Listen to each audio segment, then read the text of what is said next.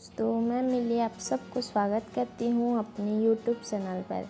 यहाँ मैं आप लोगों को कुछ बहुत ही फेमस जगहों के बारे में जानकारी देने जा रही हूँ।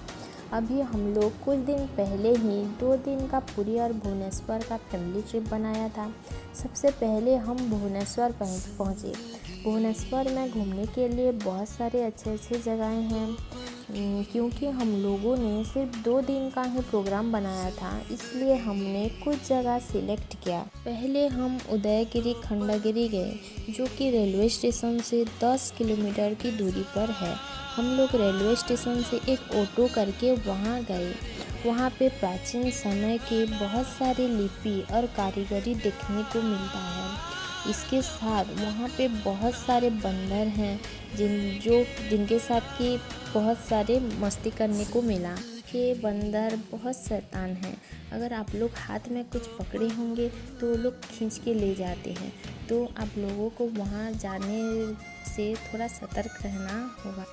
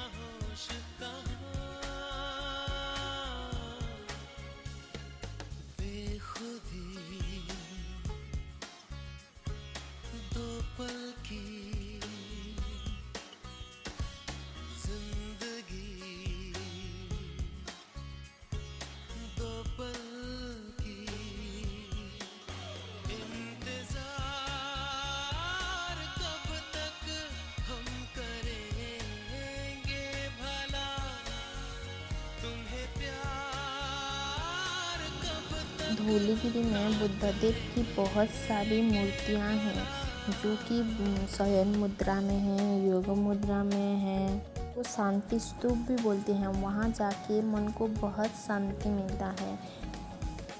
वहाँ घूमने के बाद फिर हम लोग चले आए लिंगराज मंदिर में।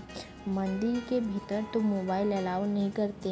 आप लोग अगर मोबाइल लेके जाएंगे तो वहीं पर एक काउंटर है, वहाँ पे आप लोगों को रख देना होगा मोबाइल को। इसी वजह से हम लोग मंदिर के अंदर के फ़ोटो तो नहीं खींच पाए, मगर बाहर से ही फ़ोटो खींचे हम लोग।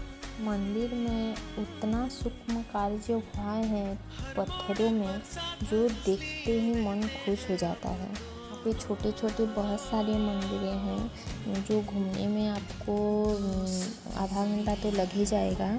वहाँ पे अच्छे से घूमने के बाद उसके बाद हम लोग चल पड़े कोणार्क सूर्य मंदिर की ओर। ये मंदिर तो सप्ताश्चर्य में से एक है। सच में ये मंदिर को देखने के बाद मैं भी आश्चर्य हो गई कि इसे कैसे बनाया होगा। इतना सुंदर उसमें कारीगरी किया हुआ है। ये मंदिर एक चलती हुई रथ के आकार का है, जिसमें 24 पहिए लगे हुए हैं। सच में ये मंदिर अपने आप में ही एक करिश्मा है। वहीं पे ही हम लोगों को शाम हो गया।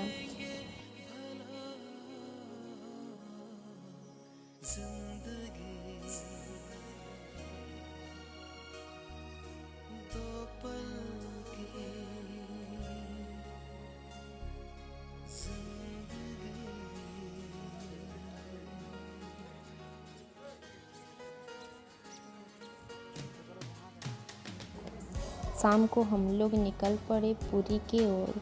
वहीं पे हम लोग रात को एक होटल में ठहरे और अगले दिन सुबह हम लोग चले गए पुरी बीच नहाने के लिए।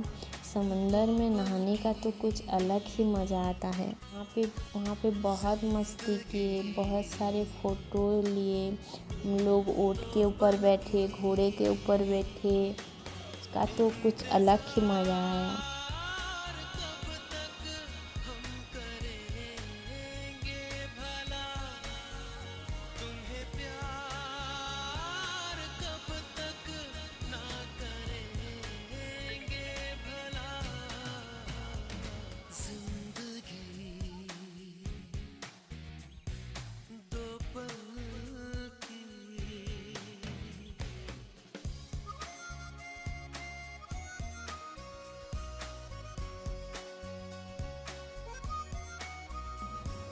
वहाँ मस्ती करने के बाद हम लोग चल पड़े पुरी मंदिर के ओर, जो कि चारों धामों में से एक कहा जाता है।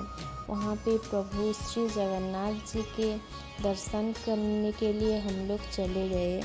कितने दूर दूर से वहाँ पे सारे श्रद्धालु आते हैं भगवान जी के दर्शन करने के लिए। हम लोग भी वहाँ पे अच्छे से दर्शन करने के बाद हम लोग चले गए चिलिका घूमने के लिए। चिलिका के बीचों बीच माँ कालीजाई की मंदिर है, तो वहाँ पे जाने के लिए बोट की ज़रूरत पड़ती है। मंदिर पहुँचने के लिए करीब 1 घंटा लग जाता है बोट में। 1 घंटे के सफ़र के बाद हम लोग पहुँचे माँ कालीजाई के दर्शन करने के लिए। माँ कालीजाई की कहानी तब आप सब लोग भी जानते ही होंगे। वहाँ पे हम लोग घूमने के बाद फिर से बोट में बैठकर चले आए किनारे की तरफ।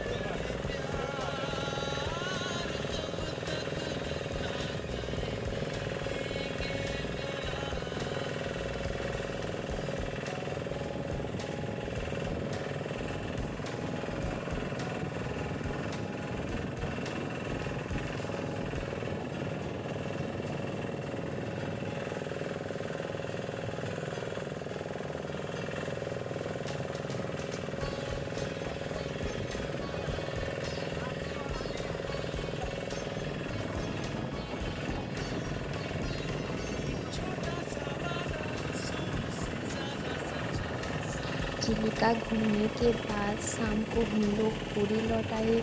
पुरी में रात के 10 बजे हम लोगों का ट्रेन था, इसमें हम घर आ गए।